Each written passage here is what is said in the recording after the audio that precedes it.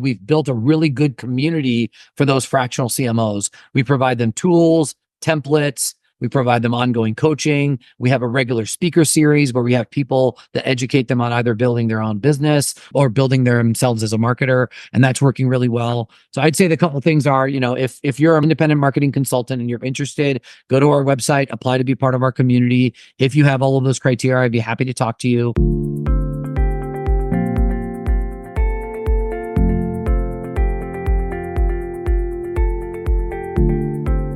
Hi, everyone. This is Joshua Hoffman and Alex Gerashenko, and welcome to another episode of the Masters in Marketing Agency podcast, where we deconstruct the why and how agency owners found their success, and in season 4, understand how we can provide referrals to our guests and how they can help other agencies. Today, I have Raj Kapur, the founder and CEO of End Marketing, a marketing firm that places fractional CMOs at the lower middle market companies, in particular those who are 5 to 75 million without in-house marketing leadership, who have maybe hit a growth ceiling or are stuck choosing between hiring in-house or traditional marketing agencies. Welcome, Raj. Thanks so much for having me, Josh. And hello, Alex.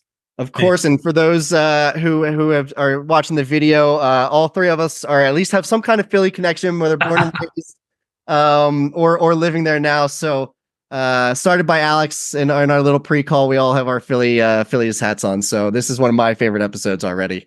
But where I want to start is something that you actually previously shared with me, which is ADHD. And it's something that, I have as well. And it's something that we've actually talked about in the episode a decent amount. And when we spoke, you mentioned that kind of everything changed for you when you found out you have ADHD. So I think this is something that a lot of people, especially entrepreneurs, kind of like I was just saying, go through. So how did you find out that you had it, and what changed after that? Yeah, great. I'm very happy to talk about this. The headline I would probably say is that the thing that sometimes people perceive that will hold you back ends up sometimes being your advantage. And so I didn't know ADHD was a thing. I didn't know I had ADHD. I actually found out as an adult when my son, who's now 15, was in the first grade. And he came home from school one day and he didn't finish his math test. It was his first grade math test. It was like no big deal. And he didn't finish it. And the teacher had already called us and said, hey, there's something going on. Your son didn't finish his math test. So by the time he got home, I already actually had the math test. And I sat him down. He's what, 7 years old or whatever, 6 years old. And I have him complete his math test and he got every question right. No problem. He understood the problem. And so I said, okay, there's something going on that he wasn't paying attention. He was like paying out the window. That started us on a journey for him where it said, oh, okay, he has this challenge and he might have ADHD and all this stuff. And I kept saying to myself, that's not different than me. Wait, he can't have ADHD because I'm just like that. And then I was like, wait a second, I'm just like that. And I'd always kind of maybe wondered about it, and it finally put a name to it. So I started my own journey. And the first thing I did was I learned as much as I could. So it turns out I have ADHD, which means when I get focused on an issue, I want to learn everything I can possibly learn about it.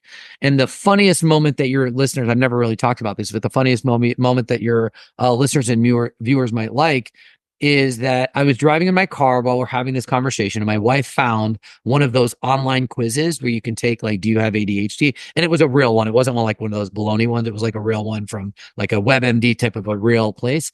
And they said, answer all these questions and rate yourself. And it was like, 0 to 10, you don't have it. 10 to 20, it's like mild. 20 to 30, it's moderate. 30 more is whatever, right? So we go through this thing and I answer all the questions and I'm driving and we're kind of making fun of it.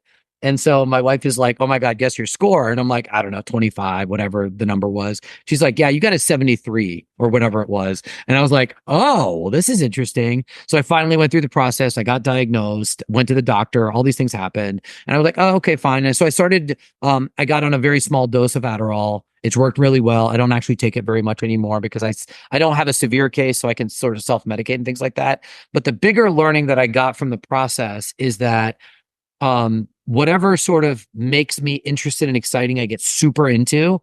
And if I just focus on the things that like my interest levels and my passions take me, that is way better than squashing those interests and trying to work on my weaknesses. So that's something I've actually brought to my company, where it's like, don't spend a lot of time making these things where you're not that good better. Focus on the things you're amazing at and just exclusively focus there. And I feel like it's just a mind shift. Like in our normal society, you spend so long feeling like almost like less of a person for your weaknesses, as opposed to just like being really amazing at what you're good at. Like, what do ADHD people have? They have tons of energy. They're extremely creative. When they get into a project, it's like game over, hyper focused time, and you can really drive some great work.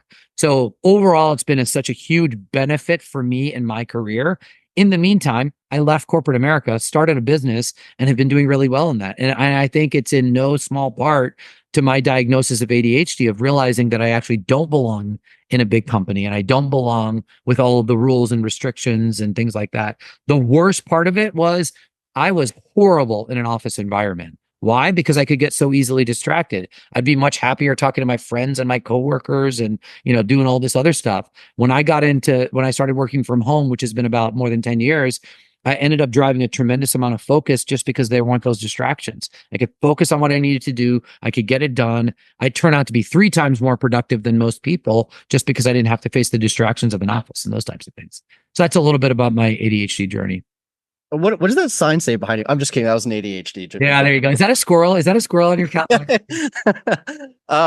No, I hear you. And it's funny because Alex and I are actually working on another project right now, separate from this. And you saying that extreme focus, I'm kind of in the middle of that, where I have all of my passion pointing in one direction.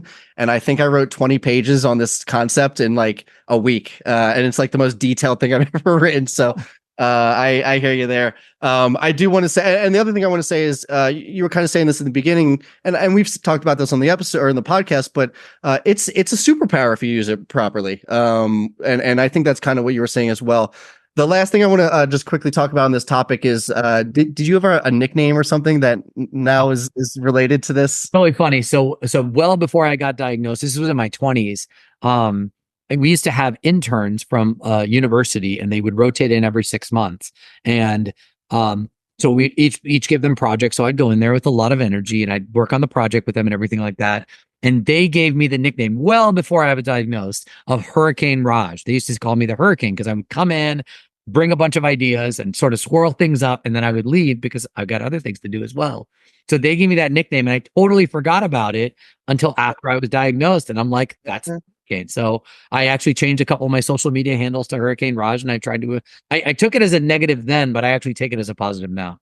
Yeah, I and again, we talked about this for a second previously, but I have a friend also. He's probably my friend that has the highest level of ADHD that I know, and his name was Hurricane Hefty. So very, very similar there. To switch topics a little bit and kind of get into well, still staying on you. I noticed that you went to college initially for biology, which has nothing to do, I assume, with what you're doing now and or marketing. So what was your plan with that? Yeah, so maybe it was a little bit cliche and ethnically driven or whatever, and I was going to be another one of the little, Indian kids who ended up becoming a doctor. So nothing against biology. I was pre-med because I was really interested in science and I was really interested in becoming a physician. I think around my sophomore year, I realized that while I could probably do the work, it wasn't really where my passion was. And at the same time, every extracurricular activity I had something to do with either sales or marketing. I was super involved in my fraternity. I was super involved on campus. And I just ended up gravitating towards sales and marketing types of things. I decided to finish out my degree, but I ended up taking a minor in business, really enjoyed everything on the business side, and then basically networked like crazy in order to go get a sales job, which is what I did after undergrad. I would say there are some parallels, even though they're not apparent, between the business world and in particular marketing and science, because at the end of the day, in marketing, you have to be metric focused and you often have to be hypothesis driven. So what I often say is when we run an experiment in marketing, it's not different than a science experiment, right? Like you have to come up with a hypothesis. You have to be able to test it. If it isn't going right or it is going well, you have to make decisions based on that. So I think that analytical framework is pretty applicable. So I'm grateful that I have that science background. If I was to do it again, I probably wouldn't get a science degree, but there are definitely some advantages to it. I just want to thank you for answering podcast questions perfectly. Yeah, see what's going on in the background, but like Josh and I share a document, and as he's highlighting things, like right after he highlights what he wants to go to next, you hit it. Yeah, and like you also oh, and this is how it relates to marketing now. I'm like, oh, get out of here. That's like what I'm supposed to be asking. So to move to the next stage of well, first of all, the thing I want to say that you took the minor in business, I think that's so important that I think everyone in every college should be taking a lot of business classes. It doesn't matter what you get into after, you're in a business. And first of all, you just also don't know where your life's going to lead after college. But even if you're a doctor, a hospital is a business, like, and I just think it's silly that, everyone is not required to take some kind of business classes. Well, it's kind of funny you say that, because so often our clients complain when they're entrepreneurs, right? So they'll be like a dentist and they'll say, well, in dental school, they never taught me how to run a dental practice, but now I'm a business owner. We have a bunch of physical therapy clients right now, right? And they're having all these challenges, and they're pretty smart people because they're small business owners, but it's like they've never been trained on marketing. So you might explain something to them that seems basic to you, but they've never had the training because they're supposed to be good at, being an orthodontist or being a dentist or whatever that is. Yeah, totally. And I need to start giving her credit who gave us this phrase, but I think I brought it up on every single podcast since she brought it up. But it's called dumb tax. And I think, being able to take some kind of classes in college before you need to do it in the real world eliminates some of that dumb tax. Dumb tax being the stuff that you pay for that you probably didn't have to because you're just new in something. It was Bassett from the Diamond Group. Thank you. I need to start calling her out every single time.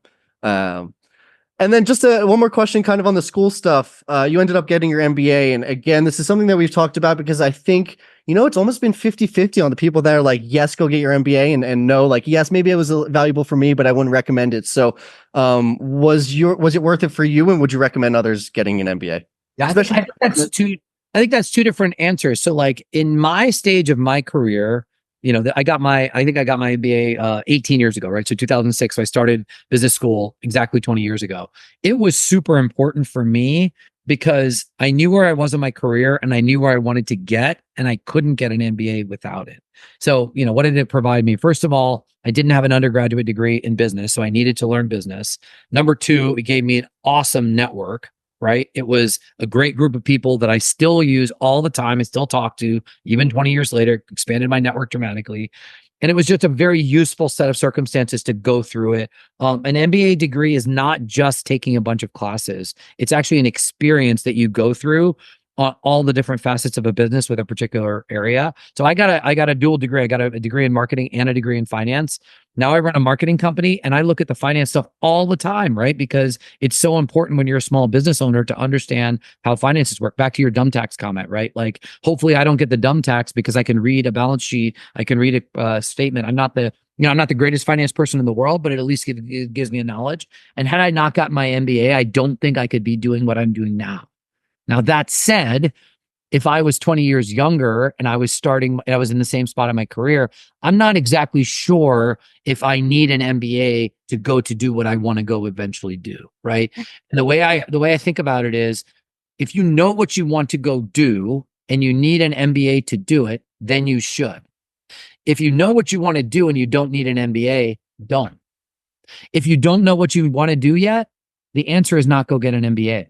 Because what's going to happen is you're going to spend a bunch of money, you're going to waste a bunch of time, and you're still not going to, there's no magic spot where you go to business school and learn what you're going to be when you grow up. That's a period of self-reflection. So I would say in today's day and age, with the speed at which things move, really do more self-reflection if you're at that moment to figure out whether you want to get an MBA or not, depending on where you want to be 5 years from now or 10 years from now. One of the frameworks that I love is a 10-year horizon, right? So quite often people make decisions that are like 10 minutes, 10 days, or 10 weeks out. And it's like, well, are you making a 10-year decision based on something that you're experiencing in the micro? You hate your job, so get a different job. Don't go get an MBA. That's a 10-year decision, right? When in 10 months, you just want to be in a different spot. So I think people don't spend, especially young people who maybe in the, so let's say you're in your mid-20s and you're at that time where you would normally go get an MBA, spend more time reflecting on what you want to be and what you want to do rather than make a hasty decision that's going to make a big impact in your life.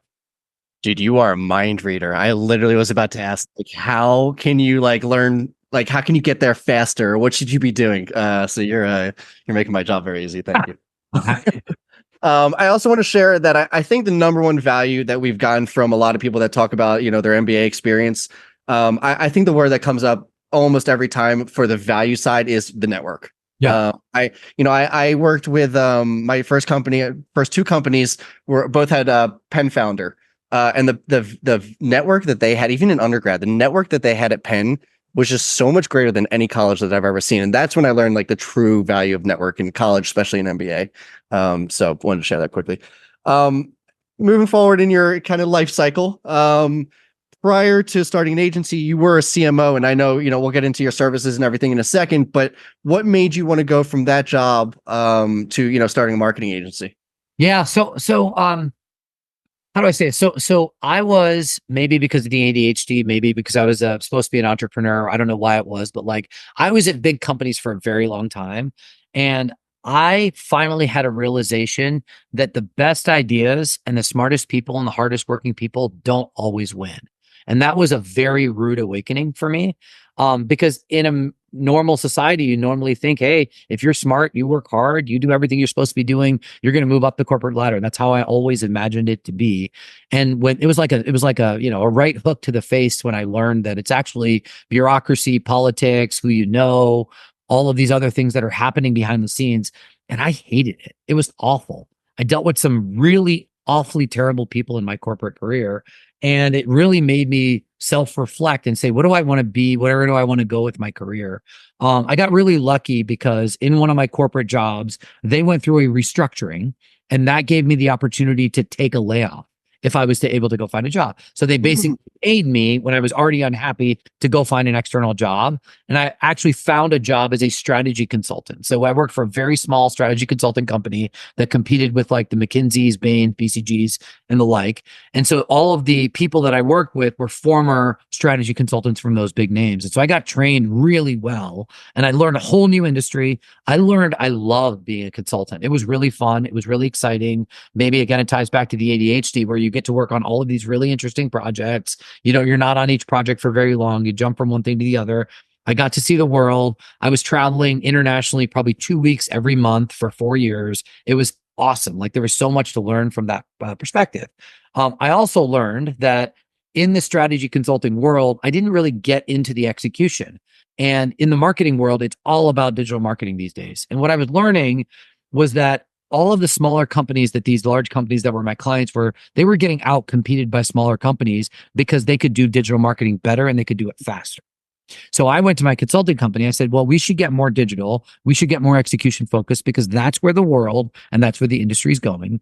And my internal leadership was kind of not ready to make a big move like that. On the other hand, I was in my late 30s, right? So 7 years ago. And I had 3 small kids at home, and I was traveling, as I said, 2 weeks out of every month internationally. So I was like a zombie. So it would sound really exciting, but it gets really old after a while. So there were some personal reasons. There were some professional reasons. So I jumped out. It was almost exactly 7 years ago. Jumped, didn't really know what I wanted to do. And I knew that there was a big challenge with adopting digital marketing for smaller companies. Like the typical marketing agency is not well served to work with small companies. Either they're so junior and understaffed that they just don't understand how a company makes money, or they have the right people, which makes them so expensive that they're cost prohibitive for a typical small business. So what I tried to build when I first came out was really a company that could serve the needs of that smaller business owner, give them what they need, not too much, and sort of evolve from there. So that's the backstory on how I started the company. Man, we have a very similar early stage, from the ADHD to, so I guess I technically went to corporate. I went to a law firm that was like my dad's friend. Actually, it was Hurricane Hefty's dad. I don't know if that's saying too much, but I'll send him this podcast too. But also had the option, or I got laid off, and that got me into the startup world, and everything after that is how I met Alex. It's where I ended up starting 2 companies because that first startup and everything. So getting out of corporate for the right people, I think is typically the right move. And then the last thing I want to talk about right before we get to some of the questions about end marketing is you are also a part of several foundations.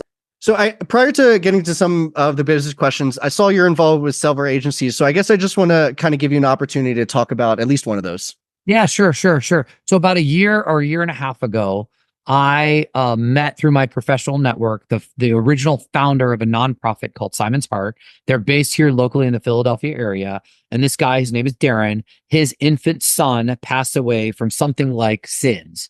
And originally they didn't know what it was, but they eventually found out that he had a heart condition that happens in very, very rare cases. And they eventually found out that it's actually, there's a genetic marker where you can tell if you have this.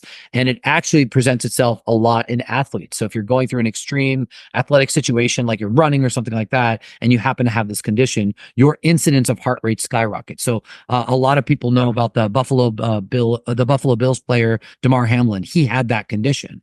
So at the end of the day, he was perfectly healthy. He just had to have this particular genetic marker, and he ended up getting it. So this nonprofit has grown tremendously. That was almost 20 years ago. And Darren invited me on the board last year. So I help with the marketing strategy and planning. For me, it is a easy and great way to give back for something I can do and something that I really gives a lot to a lot of other people. I've always sort of been like that. So being on these nonprofit boards has really been an awesome way to give back. I have, I always say I'm not really good at that many things, but the few things I'm good at, if I can contribute some good in the world, then it's a wonderful thing. So a couple of nonprofits have invited me on their boards, and I've really enjoyed providing that. So the website is simonsheart.org, and they do a really amazing job. They do heart screenings, and they do all of these other wonderful things to make sure that no future children pass away the way my friend's son did. Awesome. I think that's obviously, something great that you're doing. Totally kind of off topic, but you said Buffalo Bill, and I live 2 miles from the actual Buffalo Bill's grave. So how about that? Oh, wait, you're in Golden, Colorado? Golden, yeah, exactly. I was in Golden, Colorado this week. What'd you do over here? The Eddy, which is right off the highway. That's where we stayed. And we went downtown and we ate. We didn't actually make it to the Coors thing, but we were there all week. I literally didn't know you were in Golden. Oh man, I'm taking you on the other side of the mountain, so I'm in like the woods a little bit. But yeah, no, that's too funny. We were very close to each other. I didn't know. Now to focus a little bit on the company, obviously this is our beginning of season 4, and really what our goal right now is to help, not only you find referrals, but also if you have any service gaps on projects, we want you to kind of reach out to us and say, hey, look, have you interviewed someone else that does X, Y, and Z? And we say, yes, that we trust them, we've interviewed them. So that's kind of the goal for these next few questions. But before getting into a little bit more of those details, just want to get a little bit of better understanding of what you guys do, and actually start again, kind of in the beginning. How did you start, and really, how did you get that first customer? Yeah, absolutely. So the business has been around for about 7 years, and about 2 years ago is when we pivoted to the fractional CMO model. So before that, we were a successful marketing agency. Nothing necessarily was wrong. What I found, and I bet a lot of agency owners face this, is that I was doing the strategy myself. I had a great execution team, but I was often the bottleneck on so many different things. And so in order to grow, I had to grow beyond myself. We were also in many ways giving the strategy away for free or very cheap in order to go get the execution work. And what I realized over the long term is that our industry is getting commoditized through technology, through things like AI, outsourcing, and all of those other things. So it's becoming really challenging to grow a sustainable business beyond just a lifestyle business. And what I found in the external market, there was this term called fractional CMO that was becoming really popular. And I was like, wait, that's basically what I'm doing. Wait, can I just call it fractional CMO? And oh, by the way, if I call it fractional CMO, does that give me the opportunity to charge a lot more money? Oh my gosh, yes, it does. And then if you extend that a step further, I said, well, I have this great network, including business school and my former employers. And I said, I have this great network. What if I found people who are independent consultants from my network? And I said, hey, if I get you projects, you be a fractional CMO, would you be willing to give me a revenue share? And they said, yeah, of course. I hate the sales part of it. If you bring me clients, of course, I'll pay you a finder's fee or whatever it was. And so that's really how the fractional CMO business was born. So we made those couple of tweaks. It changed the economics of our business fundamentally. And so fast forward a couple of years, that business is now about 2/3 of our business. So fractional CMO is the lion's share of the business. We have 55 fractional CMOs in our community. And so those people span almost every industry, every geography, every company stage across the entire country. So I've got a group, I call them elite.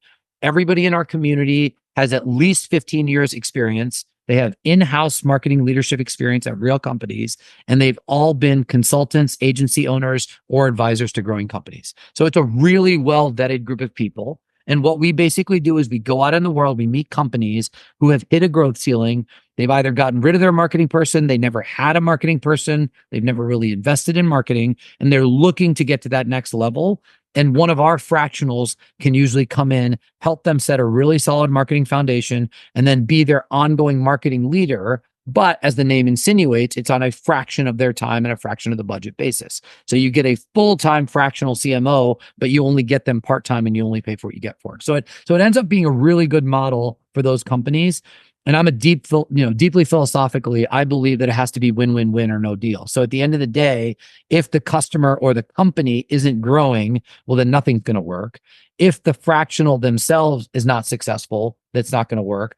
And a lot of the people out there that are independent consultants are looking for a community and a home where they can hang out. We want to be that community. And then obviously we have a business to run, right? So if we can help those two get together, that ends up being a really good model. I think of it as like a very high-end boutique recruiting service, because we'll get clients that ask us the craziest thing. They'll say, well, I'm in this industry and I want somebody at this particular thing, and they might want this geography. And usually within a week, we can find 3 to 5 candidates in our community that meet almost all or some of those criteria. So that part of it's working really well. On the community side, we've built a really good community for those fractional CMOs. We provide them tools, templates. We provide them ongoing coaching. We have a regular speaker series where we have people that educate them on either building their own business or building their own, or building themselves as a marketer. And that's working really well. So I'd say the couple of things are, if you're an independent marketing consultant and you're interested, go to our website, apply to be part of our community. If you have all of those criteria, I'd be happy to talk to you. If you're a company and you're interested in growing your business, but you've been struggling, like we talk to people that have fired 5 marketing agencies in the last 3 years because they can't do what they say they were going to do, or they charge too much money or whatever.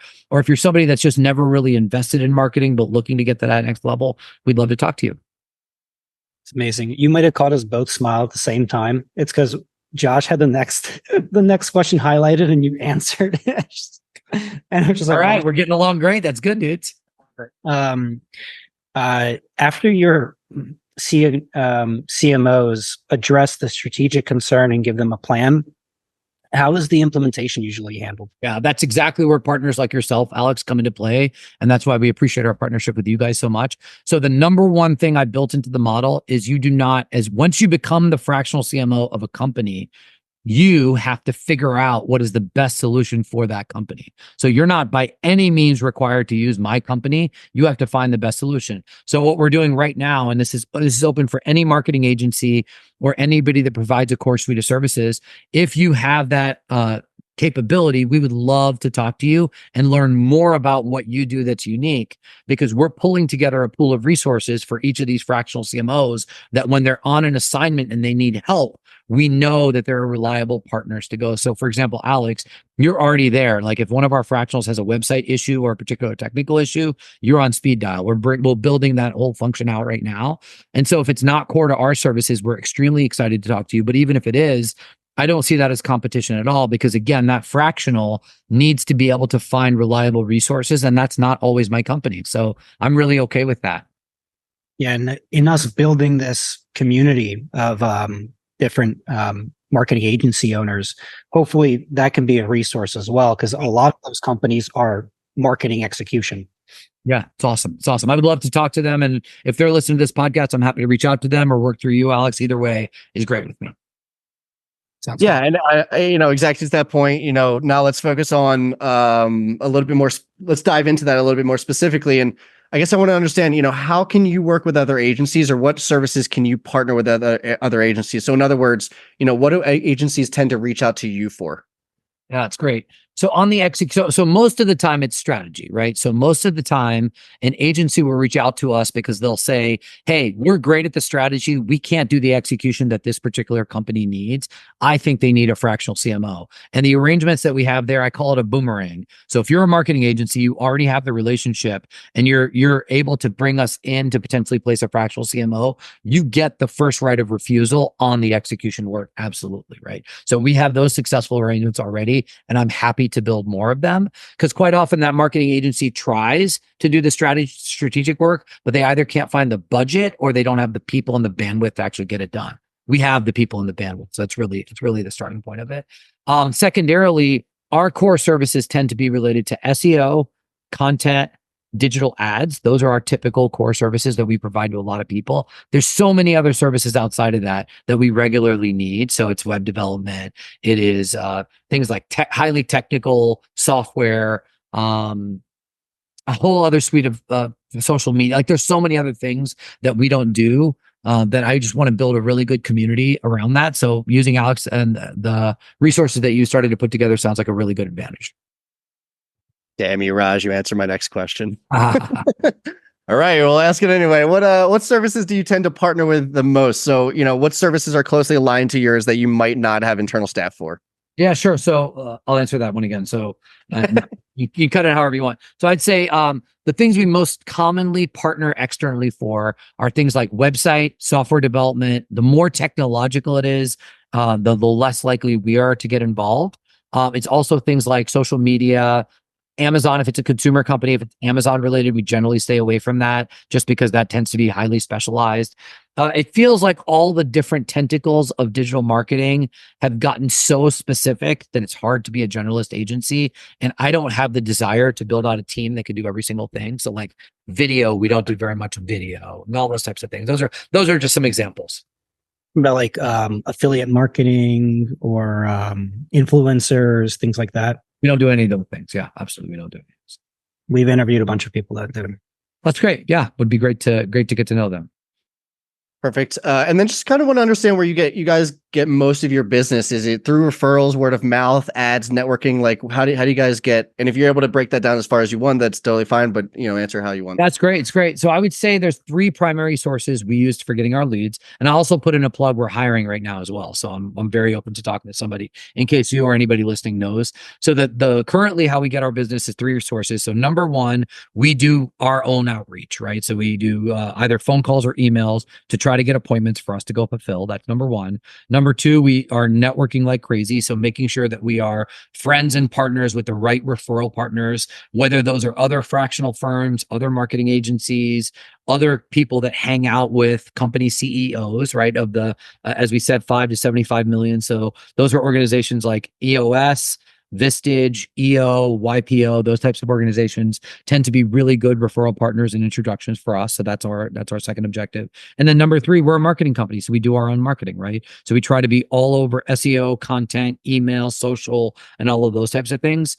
So those are our primary. The thing that we're hiring for and looking for right now is either a head of business development or a fractional head of business development who can help us build an independent pipeline. I'm still convinced that when you're dealing with CEOs of the middle market, it is very personal. Like they're not exactly Googling looking for their fractional CMO. The market is not that evolved and they're not that educated about it. So there still is an element of hand-to-hand combat where networking and personal relationships and reputation play a large role. So if you know somebody like that, I'm very happy to talk to. Perfect. And then a few questions I tend to ask towards the end. If you had to teach something to other marketers, what would it be? It's a great question. There's a quote that I have adapted from The Art of War that applies directly to marketing. So it is, strategy is the slowest path to victory. Strategy without execution is the slowest path to victory. And tactics without strategy is the noise before defeat. That's straight from that book. And it totally applies to marketing. And what I find that happens in the marketing world today is everybody wants a quick ROI. Everybody wants to jump to execution. Everybody wants to get their ads up tomorrow or their social media plan implemented or those emails out as soon as possible. And sometimes it works. But when it doesn't work, it's almost always because you haven't done the strategy work. And the strategy work is never going to go out of style and it's never going to go bad. What is the strategy work? It is, who are you? Who is your ideal customer target? What are their problems? How do you solve them? What makes you unique? That's it. Right? That's never going to go out of style.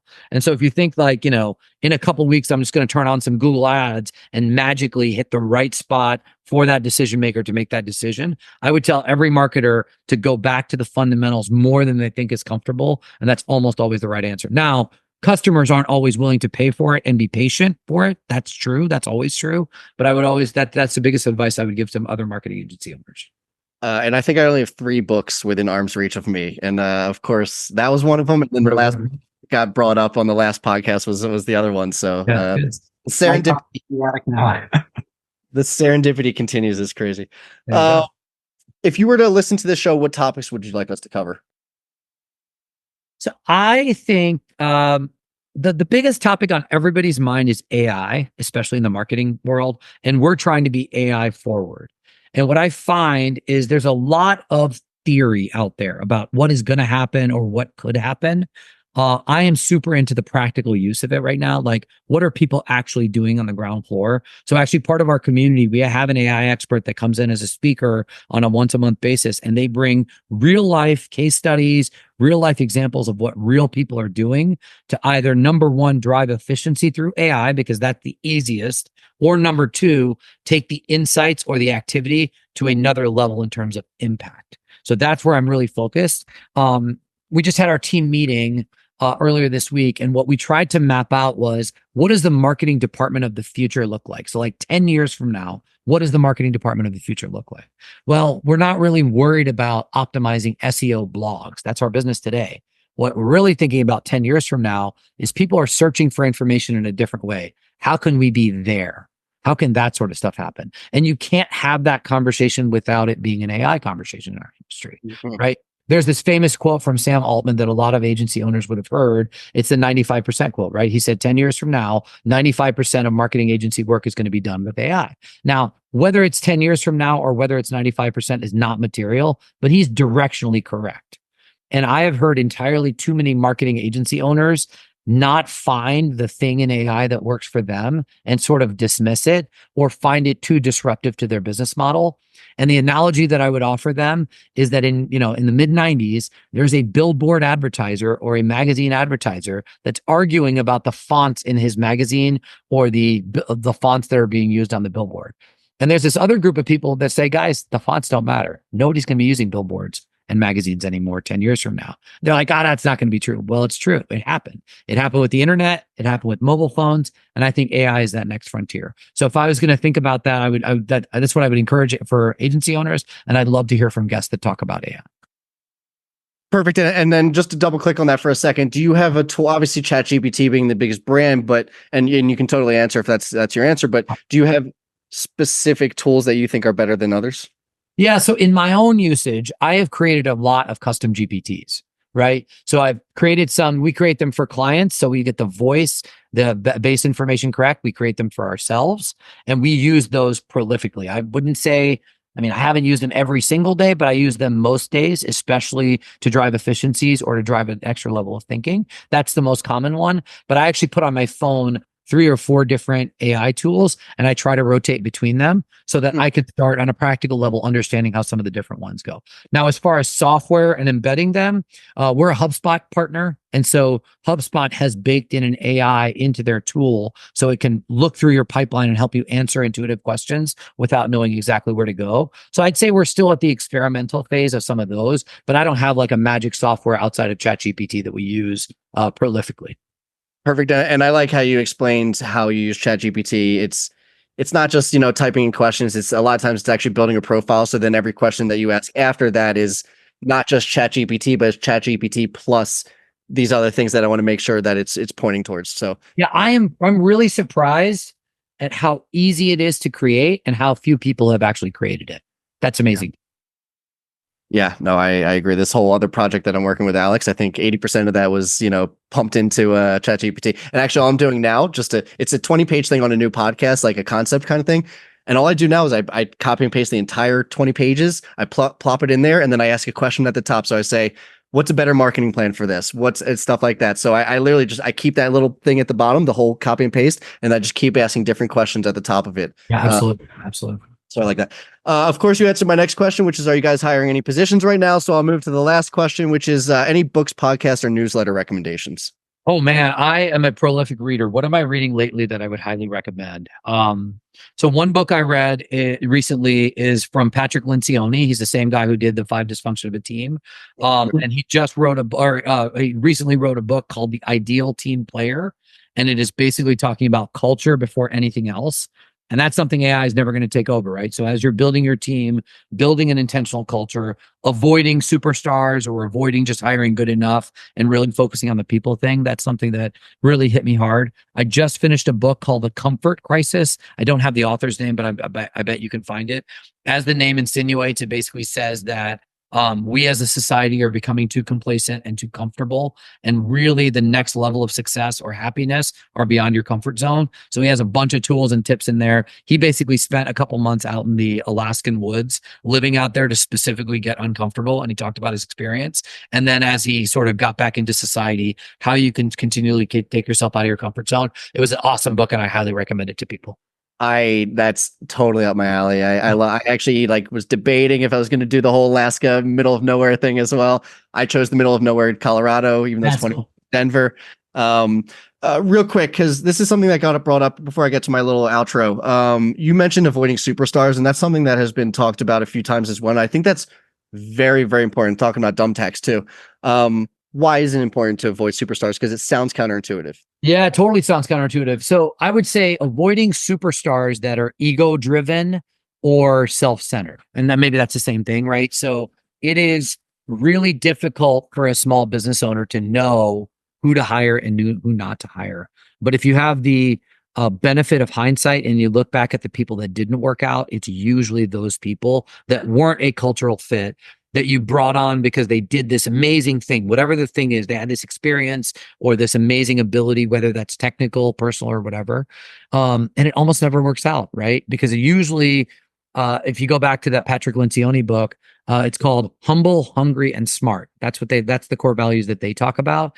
And if you start with humility, you by definition can't be ego driven, right? What's the old adage is, if you're the smartest person in the room, then you're in the wrong room. And if you say that to somebody and they're like, but I am the smartest person in the room. And you're like, wait a second. So it's how do you find those personality traits early in the relationship so you can not include them? That's what I mean by not necessarily hiring superstars. So how do you do that?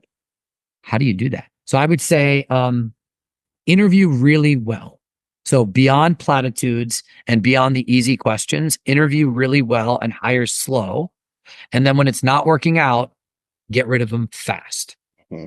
That is hard because you spent so long getting the person. You might like them as human beings and as people, but if they're not working for your culture, you have to get rid of them. The second one of those is much harder than the first. Yeah, I'll do a shameless plug here. Raj, Sean Boyce, who you know, and I work with That Peak, and we're all about creating models for culture that drive exactly to what you're saying. So actually, I just wrote a note to myself to maybe do like a blog post about that book that you mentioned, connected to it, because you can go on for free and take an assessment or have your own management team take an assessment and get what your culture, what your expected culture is, and then plan an assessment based on that.